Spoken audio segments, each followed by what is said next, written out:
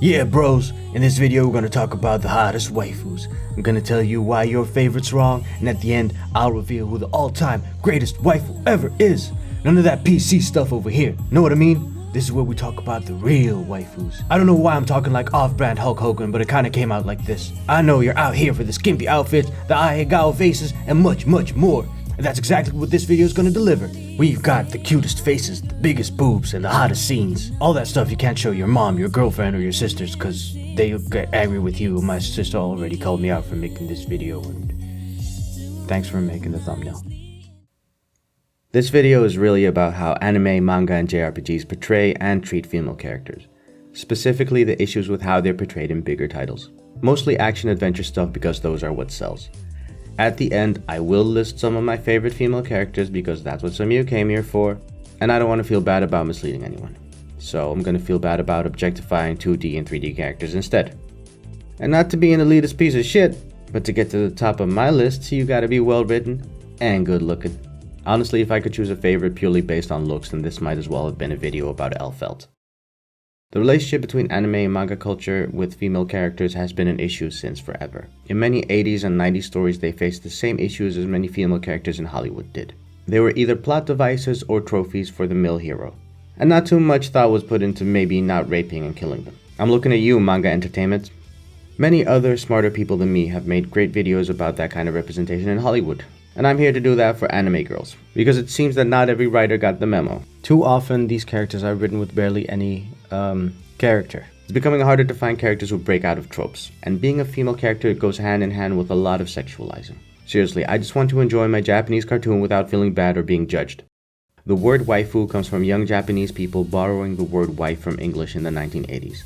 Kanai, a traditional Japanese term for wife, literally means inside the house, and they wanted a different term. However, in the past 2 decades, it's come to refer to a fictional character that someone is particularly fond of. The pretty anime girl you really like. Now, is that a bad thing? Not per se. This is the part where I get a little technical, so please bear with me. Sexualization is when you regard someone as being sexual and evaluate their physical appearance and sexiness. You can have an opinion on someone's appearance or whether you find them attractive or not and still show interest in them as a person. Sexual objectification, however, is when you see a person as only an object of sexual desire, when you don't care about their personality but solely about their looks. I recently came across a video with a very interesting observation about sexiness. Sexy is a character trait and therefore has nothing to do with your physical appearance. Not the clothes you wear, nor the shape of your body, nor whether other people find you sexually attractive makes you sexy. And because it is a character trait, that means that some people have it and some people don't. And both are completely normal and natural and good. And this means that fictional characters can also be sexy or not sexy. But it gets so frustrating when it comes to female characters because the straight men that both design them and consume them want to fuck them. So that automatically makes them sexy even when that has nothing to do with who they are as people. Seriously, follow her if you like that sweet Square Enix content heroin in your veins. Fanservice is a term used to describe sexy characters, shots, or moments added to a piece of media for the sake of pleasing fans. The intention is attention, and in an attention-based economy, people do that to generate money. It's an easy way to get more people to buy your stuff, but it's not necessary. Some genres in manga and anime are named after the audience they're aimed at, so they're not really genres, but they're actually demographics. The biggest one by far is shonen, which is aimed at young teenage boys aged roughly 12 to 18. Shonen titles dominate sales, and it's what most people who aren't too familiar with anime think of when they think of anime. Basically, boys screaming and punching each other. Because of the age of the shonen demographic, fan service might contain things such as a teenage girl in her underwear or close-ups of her breasts. That is, at the very least, uncomfortable.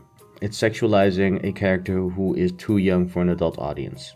Even though shonen is aimed at boys whose age is close to that of the character being depicted, the audience is certainly not limited to 12 to 18-year-olds. I'm on the wrong side of 20 and seeing underage girls depicted like this has me looking over my shoulder even though I live alone. In 2019, the ages of the readers of Weekly Shonen Jump, the biggest shonen magazine, were as follows.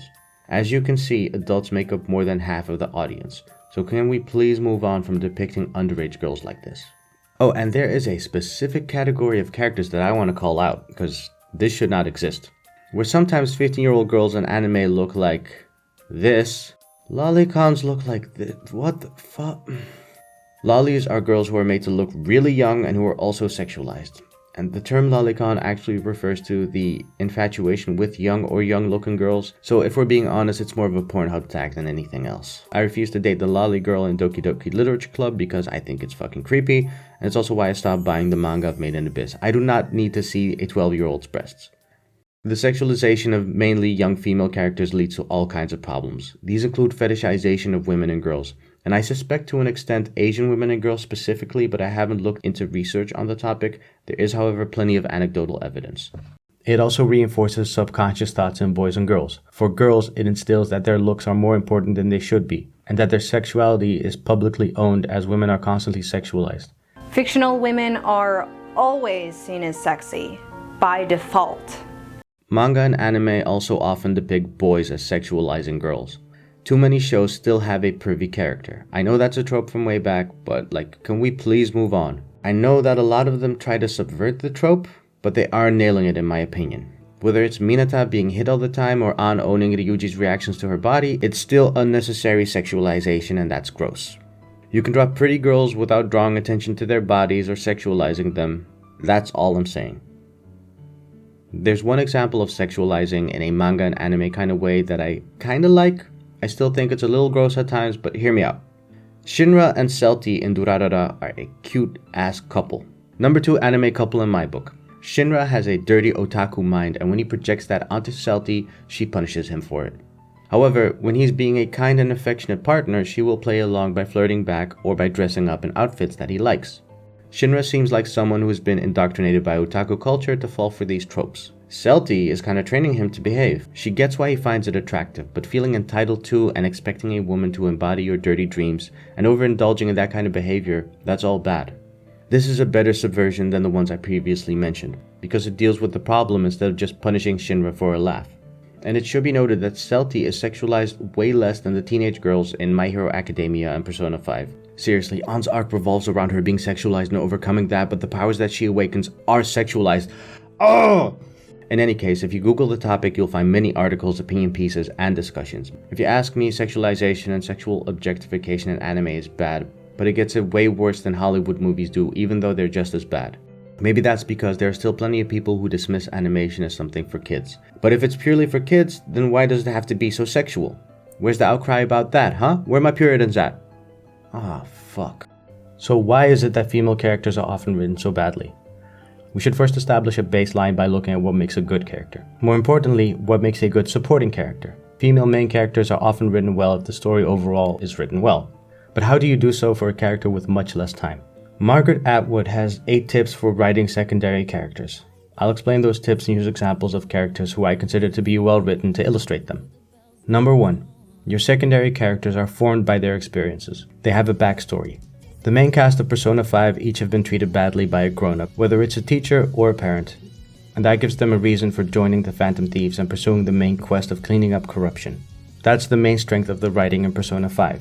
Unfortunately, the main cast also have a shared big weakness. They are one-dimensional in their social interactions. An is a model and can't talk about anything else, Yusuke is all about art, and Futaba talks in gamer terms and memes. Which brings us to Atwood's second tip. Characters should be 3-dimensional. They have relationships with other people than the main character, and they have hobbies, quirks, etc. Hunter x Hunter's Phantom Troop are compelling because they have relationships with each other. They play cards while one of them is on a killing spree, and they cry over lost comrades. In Yu Yu Hakusho, Kuwabara hates Hiei, but he's in love with Hiei's sister. Thirdly, keep track of secondary characters using a chart to understand them and their relation to other characters and historical events.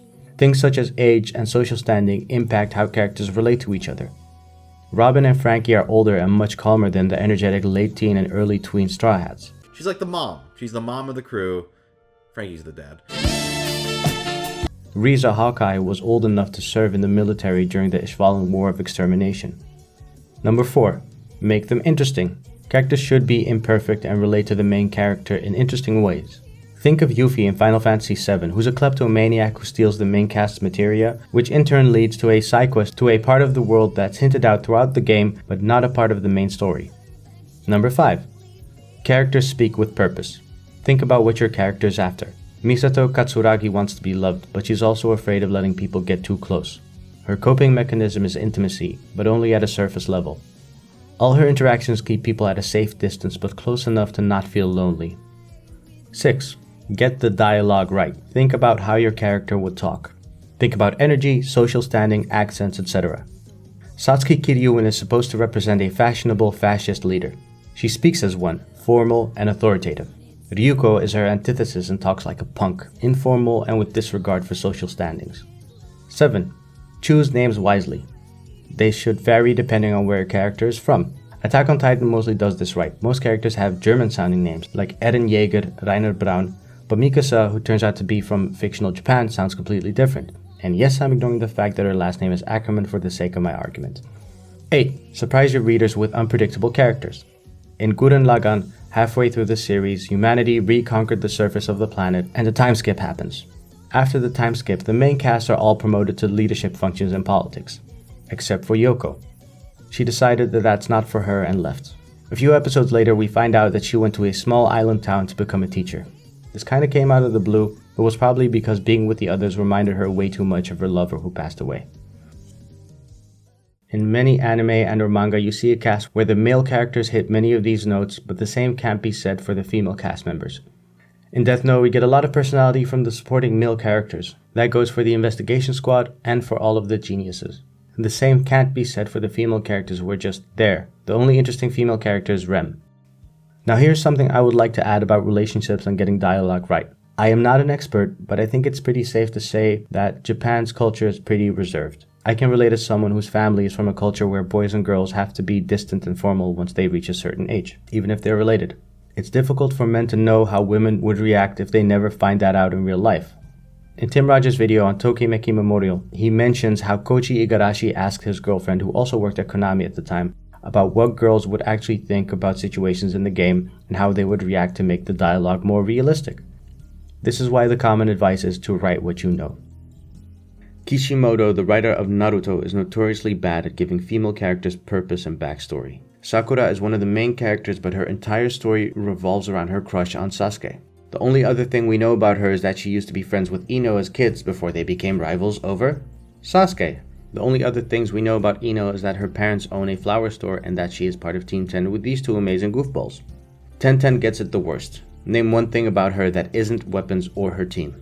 I'll wait. You don't have to write girls that differently. It's not a completely different skill to write women. You could take the approaches that Ridley Scott or Kazuki Nakashima took when they wrote Ellen Ripley and Ryuko Matoi respectively. Write a genderless character or a male character story arc and then make them a girl. That might be an issue if you have a scene at a urinal, but that's easily fixed. Finally, it's time to discuss the Hayao Miyazaki meme. He never said that anime was a mistake. What he said was that a lot of anime doesn't take inspiration from observing real people. Anime needs to look outside of anime for inspiration. What I'm trying to say is, stop ticking boxes on a checklist of all the dead types for the women in your story. I think that the focus on tropes and familiarity when making anime and manga has gotten unhealthy. That's why I skip a lot of seasonal anime and why I'm always so happy when I see something refreshing. I'm not saying that there aren't any well-written female characters in Japanese media. Let's do a case study and take a look at a character who I fell in love with last year to see if they adhere to Atwood's 8 tips. Last year, a show released that people absolutely adored. It looks stylish as all hell. It was refreshing to see something so out there. It's written by a woman and it has great female characters who aren't tropey. The manga it was based on was already popular, but Studio Mappa absolutely nailed the transition into anime. Dorohedoro is a weird story. It's about sorcerers who live in a violent world where the strong live cozy. Regular humans live down in the hole, a moody and often rainy ghetto where sorcerers visit to practice on them. The story follows Kaiman as he hunts down sorcerers to find out who changed his head into a lizard head and who he was before the spell was cast on him. The main cast of villains and anti-heroes contains 3 female members who each have a few screws loose. 2 of them are fucking killers and one of them sure is something, but all 3 like to look pretty. Dorohedoro shows us that being strong doesn't mean you can't be feminine or funny. Noi is a hulking woman with an upbeat attitude. She's a real go-getter of a cleaner who's easily excited. She loves and wants to impress her partner Shin, and she shows disdain for her cousin En. She's highly competitive and likes to fight. She's a sorcerer, but all of her fighting ability is purely physical because her magic is the healing or regenerating kind. She always goes out of her way to turn assignments into competitions against Shin. She's a bit of a klutz who can't walk on heels, but she can also literally chop someone in half. Ebisu is the gag character of the story. Due to some emotional trauma at the start of the series, she lost her memory and became unable to speak properly. Because of that, she's allowed to be unapologetically weird. She makes up weird songs and responds in funny ways to all kinds of situations. She manages to lighten the mood around gloomy situations and exposition scenes by making them visually interesting or goofy. Sometimes she feels like a bit of a plot device separate from the story, but later on in the manga her memories return and the contrast between the real Ebisu and the goofy Ebisu makes her way more interesting. And now for the big one. Well, actually, no, it's the big one. Nikaido has the biggest female role in Dorohedoro. She's Kaiman's best friend and helps him solve the mystery of what happened to him. She is a badass who feels like an actual person. She's caring towards Kaiman and the other people she meets. She tries to make a living with her restaurant despite Kaiman scaring most of the customers away. She has her own worries and insecurities, but she also has her secrets. And I want to see if Nikaido meets Atwood's 8 tips. I know it's not the end-all be-all of writing, but it's a measuring stick. Is Nikaido formed by life experiences? Yes, but those are manga spoilers. Nikaido is 3-dimensional. She has relationships with plenty of other characters than Kaiman. She has a bunch of hobbies and skills like cooking and skating, and she has a mysterious history. Can we chart her character in the history of this world? She's 20 years old according to the Wikia page, and in a flashback we see that she was a kid when Shin was still living in the hole as a late teen, which indicates that he's a bit older than she is. Before the events of the story, we see that she was part of a group of volunteers who cleaned up corpses around the hole. Is Nikaido interesting? In episode 3 we find out that despite living in the hole and hunting sorcerers, she was born as a sorcerer herself. Does she speak with purpose? Oh, you better believe it. She's pretty direct to strangers when she needs info, but she's also pretty open about sharing her feelings to friends. Is the dialogue right? She is a 20-year-old who's had to fend for herself most of her life. She's considerate to those she likes, but she's also serious to strangers. Did the writer pick a fitting name? According to names.org, Nikaido means two-story temple. I could think of a few interpretations that would fit her personality, like how she leads a double life or how she's strong on the surface but also has more tenderness and depth to her. And finally, is Nikaido unpredictable? I think she's very unpredictable. The mystery around her past allows her to keep surprising the audience, but it's also the way that she operates. Like how she will go off on her own to collect info and break into En's house. So yeah, you could say that she's unpredictable. I think that Nikaido is a well-rounded character who luckily isn't overly sexualized. A lot of her clothes are pretty baggy and she's usually either framed up close or full body. There are moments where she's framed or dressed in a way that's sexualizing, but she's a mysterious badass with a kind heart first and a sexual object second. She happens to line up with some of the internet's, preferences. I think she's sexy and that has nothing to do with what she's wearing. Having big boobs and a crop top doesn't make someone sexy. That just means they're wearing a short shirt. So how do we improve this situation? First of all, we need more female writers who make it big and get to influence future writers. Men need to write women better, but they can't write from a woman's perspective. You can research being someone else as much as you want, but that's not the same thing as lived experience. That's why it's good to have diverse authors. Anime and manga need to take more influence from outside of their bubble to develop the medium instead of copying each other and making highly specific content that's as close to porn as possible without actually being porn. This is a bit of a touchy subject to broach as an outsider, but Japan could do with a more open culture in terms of expressing yourself in words. I'm not an expert or an authority on the matter, but in my personal experience, growing up in a closed-off culture has had mostly negative influences on me and others. And I know that Japanese culture and North African or Muslim culture or whatever you want to call it are different, but there are some similarities. I think that's part of why so many Muslim kids like anime. I could always relate more to characters in anime than characters in Western cartoons. And as Japanese media is growing in popularity globally, they might need to adapt a bit more to not alienate their global audience. Despite all of this, I think we're on the right track regarding the success of female writers. There are plenty of successful female mangaka out there, but few of them are at the absolute top in terms of success. For example, of the 10 best-selling manga of all time, maybe one is written by a woman? It's an understatement to say that Demon Slayer is ridiculously popular. Its 23 volumes sold over 150 million units. That's an average of 6.5 million units per volume. That's more than the average sales of One Piece and Dragon Ball. Only 2 manga ever have sold more units per volume: Blackjack by Osamu Tezuka and Devilman by Go Nagai. However, the author of Demon Slayer is very secretive about their identity, and according to their editor, they aren't comfortable with female pronouns, so it doesn't feel right to include them here if they don't want to be addressed as or identify as a woman. But I did some more digging into the numbers to compare the success of men and women at the top of the manga industry. There are a few disclaimers I want to preface this section with, but I don't want to read them out because that's boring. So if you want to question my findings, then please read this first. Feedback and corrections are more than welcome, let me know. 20 manga series have sold more than 100 million units. None of them have been written by a woman. The Kendaichi Case Files was illustrated by a woman and comes in at 19th on this list. The highest ranking manga written by a woman is Sazae-san at number 22, and that series ran for 28 years. 36 manga have sold between 50 and 100 million units. 8 of them were made by women. That's roughly 1 in 5, and that makes me a little less depressed. Funny thing though, Sailor Moon is not among them. Maybe it's just me, but I assumed that The Adventures of the Pretty Guardian would be one of the most popular manga ever.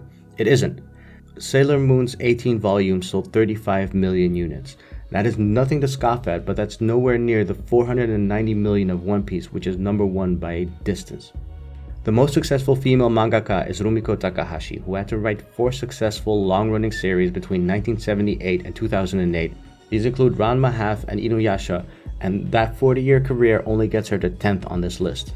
Some manga are on this list because they had a steady readership over a long period of time, so I decided to look at sales per volume because you could say that that's a better metric for measuring popularity. Only 17 manga ever have ran for more than 100 volumes. To give you an idea of how long that is, a lot of people think that One Piece has been around since forever, but One Piece released its 100th volume while I was editing this video. Of those 17 manga, only 1 was written by a woman. Only 35 manga ran between 50 and 100 volumes. 4 of those were written by women, 2 were illustrated by women, and there are 2 series for which I can't find the gender of all the creators. The complete list I used for this study includes 171 manga series. Those are all the manga that have sold more than 20 million units. 70 of those sold less than 1 million units per volume. 72 sold between 1 and 2 million units per volume. 25 sold between 2 and 5 million units per volume, and only 4 have sold more than 5 million units per volume.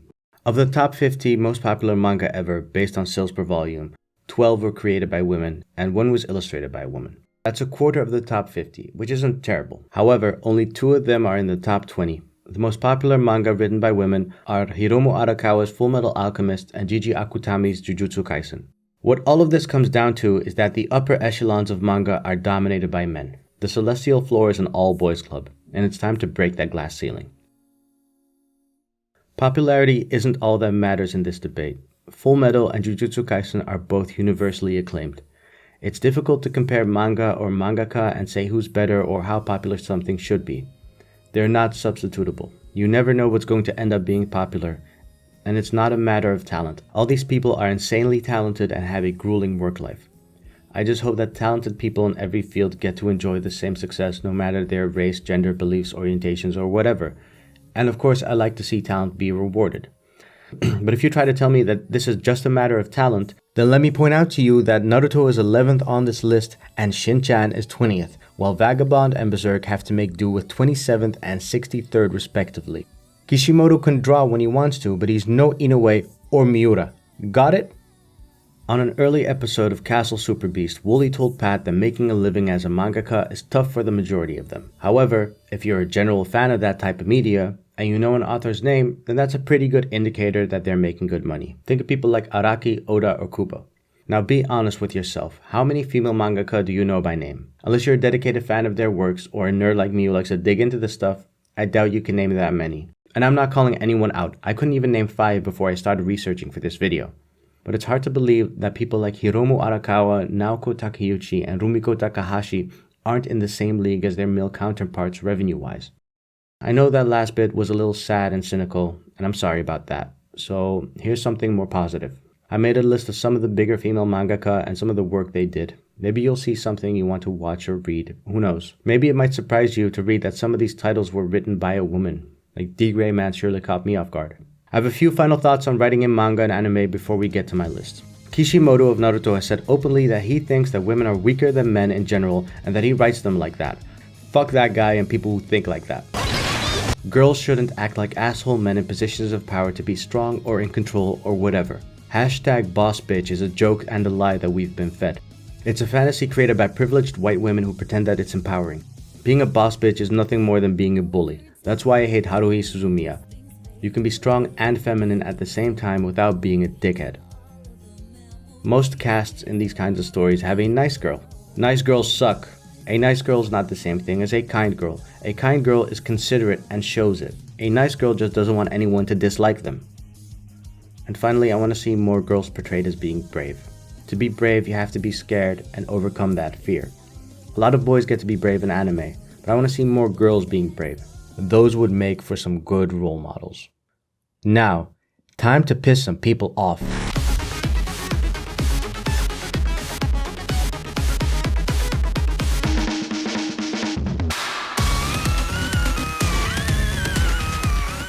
Thank you so much for watching all of this. I had tons of fun researching and making this video. It's not perfect, but I'm happy enough with it. I really hope my sisters and my friends still want to talk to me after this, especially my sisters. Also, all taste in waifus is trash, but let me know how and why I'm wrong about these characters. Let me know who I forgot and who you want to die on a hill for, because I will respond to as many of those as possible. 3, 2, 1